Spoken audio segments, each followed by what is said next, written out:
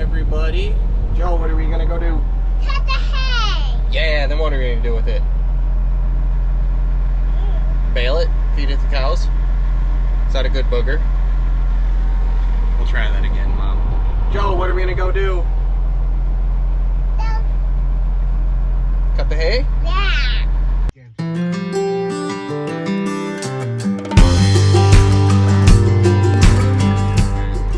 It's a nice, beautiful, sunshiny day. Chance of rain tonight and tomorrow, but I've already got 8 hours in town, and my schedule, I'm just gonna drop the hay. If it gets rained on, I'll spread it out and get it dry, 'cause my goal here is to get some dry hay made. I really don't like messing around with wrap bales, and it's just more expensive. So I'm gonna try to get it dry. It might get rained on. I've got a friend that's got a tedder. If I need it, I can borrow it, get it spread out. So hopefully we can get some dry bales, and that'll feed the cows for the year. And like I said, if it gets rained on, it's not the end of the world. I can treat it with some acid and just spread it out. It'll dry. I'm not looking to sell this. I'm looking to put it in the barn to feed myself, so the quality will be just fine for beef cows, or steers. We don't have beef cows. So we're gonna go out and see what we can do. Cross our fingers that it doesn't rain tonight or tomorrow. This coming Saturday, if it wants to rain then. Hopefully I got the hay done by then. Catch up with you later.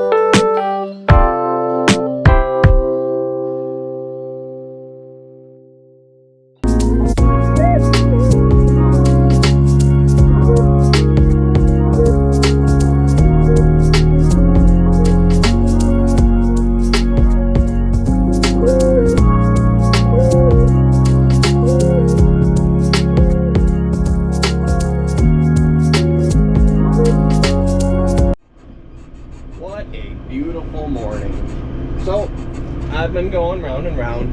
There's a little bit of an art to raking hay.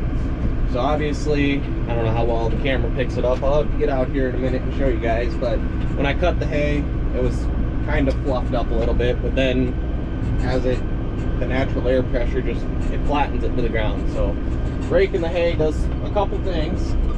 One, it picks it up off the ground and rolls it over to where the ground is dry, because the hay holds the moisture underneath of it. So you got to get it rolled over onto dry ground, and you also have to get it fluffed back up. That way the air can circulate through it and dry it out. Because if you try to bale dry hay anyways, a little too wet, don't use any preservative or acid, that's why you see a lot of barns burn down. The natural gases and chemical reactions that occur in the hay, they start heating, and then before you know it, you got a bale on fire, then another bale on fire, and then your whole barn's on fire. So we want to make sure that we get good dry hay, and first crop is usually one of the trickier ones to get done, just because the sun doesn't have as much power. So we're going to rake this all up, and then hopefully it dries a lot today, and tomorrow we're going to bale it.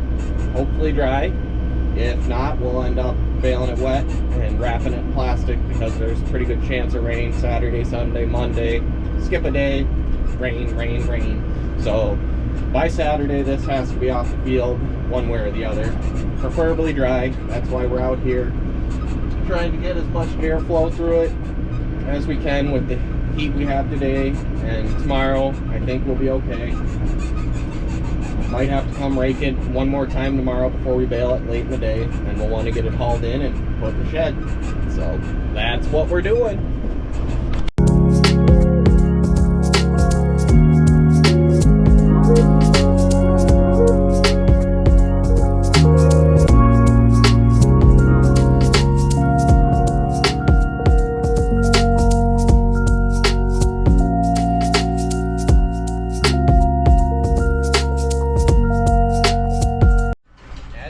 Probably saw when I had you out there riding around on the tractor, our wet spot where the hay line was sliding sideways. Still very much wet, still very much a pain in the butt, but there's a fix for that. You just tell the baler guy, hey, don't bale that, I'll come out and pick that up by hand and just feed that fresh to the cows. That way we don't have to worry about a little pocket of wet hay packed all tight in the bale, because you guessed it, that would start a fire. So we'll stay away from that. He'll either just pick it up and drive over it, or he will drive around it, depending on his feelings whether he'll get the baler stuck or not. But he's got a pretty good setup, so he'll be able to go over it, I'm pretty sure. But we do not want that packed in a bale. That's guaranteed to start a fire.